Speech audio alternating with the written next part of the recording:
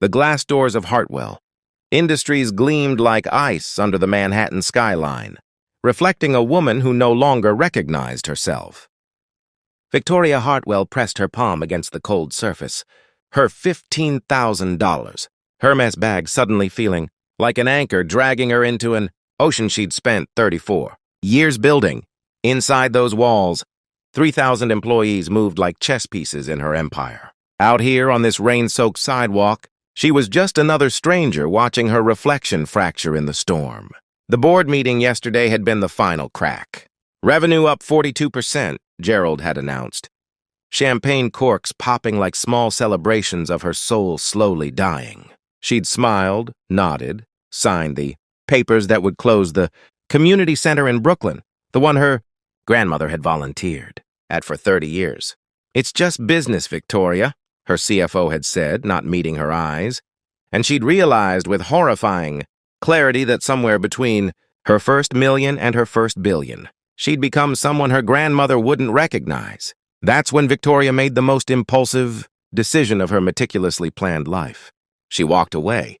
Not forever. She told her assistant she needed a month for personal development, but long enough to remember what it felt like to be human, and she knew exactly where to start. The nanny agency in Queens looked nothing like the polished boutiques of the Upper East Side.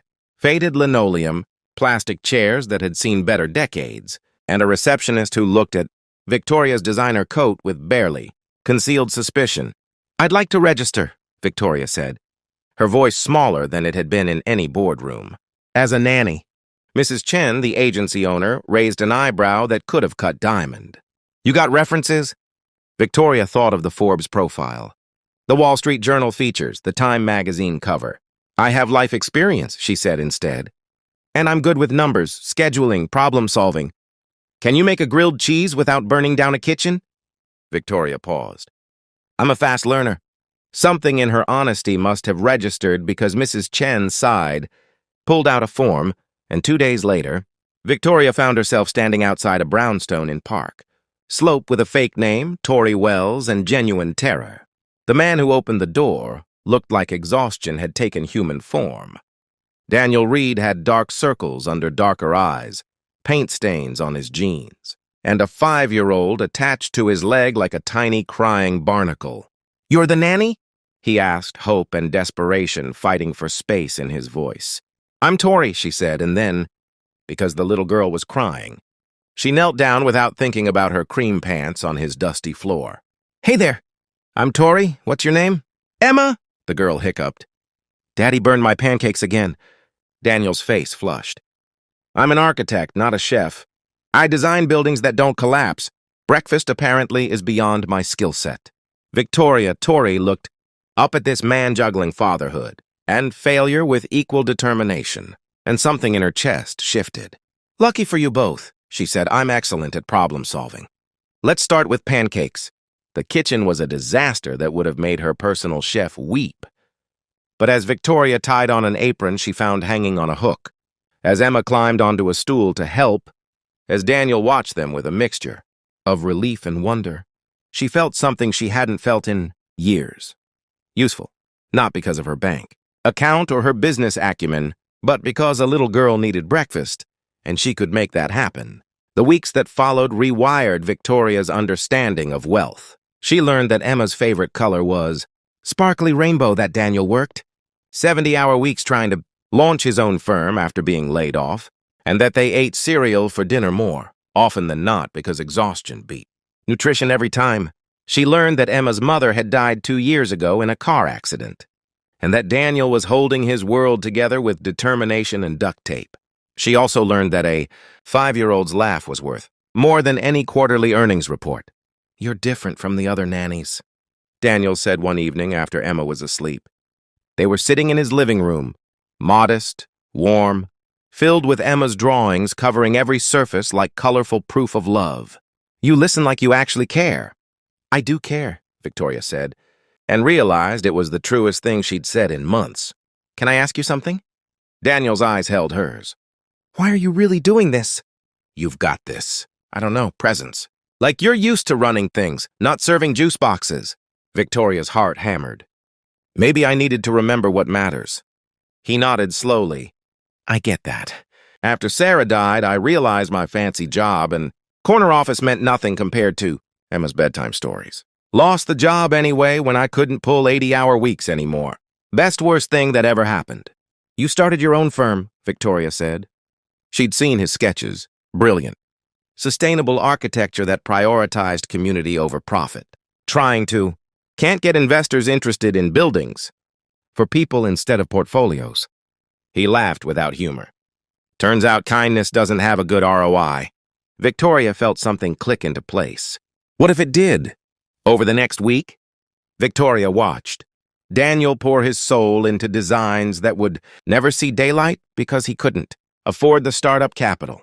She watched Emma wear the same 3 outfits on rotation. She watched this man choose integrity over shortcuts, love over convenience, and she realized she was watching someone live the values she'd only claimed to have. She also realized with terrifying clarity that she was falling in love with him. It happened in small moments. Daniel teaching Emma to ride her bike, running beside her with hands ready to catch her, his face bright with joy when she pedaled 3 feet alone.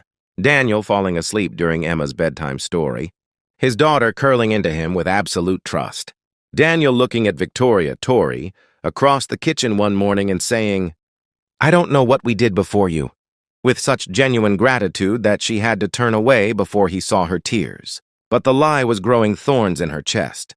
She was helping with money secretly, paying for Emma's art class as a scholarship, fixing Daniel's broken laptop, with one she found on sale, buying groceries and pretending the store had given her a massive discount. Each deception, even done from love, felt like another brick in a wall between them. The crisis came on a rainy Tuesday. Daniel's potential investor, his last hope, had pulled out. She found him at his desk, head in hands. Emma's drawing of their dream house crumpled beside his laptop. I can't do this, he whispered. I'm failing her. I'm failing everything. Victoria's hand shook as she pulled out her phone. She could fix this with one call. Her venture capital firm could fund 100 Daniel Reeds, but then what? When he learned who she was, would he see the help or the betrayal? Daniel, she said, her voice breaking, I need to tell you something. Before she could continue, Emma appeared in the doorway, crying. Daddy, they said we can't have a party at school because it costs too much money. Everyone's sad. Daniel pulled his daughter close. I'm sorry, sweetheart. Sometimes grown-ups don't have enough money for things. But why? Emma asked the eternal question. Why don't nice people have money? You're the nicest daddy. Tori's the nicest person ever. Why are we always worrying about money when mean? Mr. Harrison down the street has so much he bought 3 cars? The question hung in the air like smoke. Victoria looked at this child, this man, this life they'd built in her month of being real, and made her choice. Because the world isn't fair, Victoria said slowly. But sometimes people try to make it better. She turned to Daniel. My real name is Victoria Hartwell. I own Hartwell Industries. I came here pretending to be a nanny because I'd forgotten what it meant to be human. You and Emma reminded me. The silence was deafening. Daniel stood slowly, his face cycling through confusion, anger, hurt. You lied to us. Yes. Why? Because I was drowning in money and dying of loneliness. Because I needed to remember what I was working for. Because she looked at Emma, then at Daniel. Because I needed to find people who saw me, not my net worth. And now? His voice was cold. Was this some kind of experiment? How the poor people live? No. Victoria's tears fell freely now. This was me falling in love with both of you. With Emma's laugh and your integrity and the way this family loves each other despite everything. I want to help, Daniel. Your firm, Emma's school, the community center that my board shut down, I want to fix what I helped break. I don't want your charity. It's not charity. It's investment. In the kind of person who chooses his daughter over his career. In the kind of architect who designs for people, not profit. In the kind of man who taught a billionaire what wealth actually means. Daniel sank back into his chair. Emma, sensing the grown-up tension, climbed into his lap. Daddy, is Tori leaving? The question broke something in Victoria. Only if you want me to, she whispered. The minutes stretched like hours. Finally, Daniel spoke. Sarah used to say that people show you who they are in how they love. Not what they say or what they have, but how they show up. He looked at Victoria. You showed up. Every morning, every bedtime story, every burned pancake. That was real, right? The realest thing in my life. Then we figure it out. He held out his hand, and when she took it, she felt like she was finally coming home. But no more lies, ever. No more lies, she promised. 6 months later, Victoria stood in a rebuilt community center in Brooklyn, her grandmother's name on a plaque by the door. Daniel's firm had designed it, sustainable, beautiful, filled with light and purpose.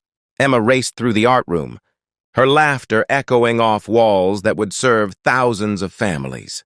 Daniel found Victoria watching through the window. You okay? She leaned into him, this man who'd stolen her heart by never trying to, who'd shown her that love wasn't something you bought or earned, but something you built, day by day, pancake by pancake. I'm home, she said, because she'd learned that real wealth wasn't in her bank account. It was in Emma's hand slipping into hers, in Daniel's kiss on her forehead, in the community center humming with life. She'd pretended to be a nanny and discovered the truth. Love doesn't ask what you're worth. It asks who you are when no one's keeping score. And for the first time in her life, Victoria knew the answer.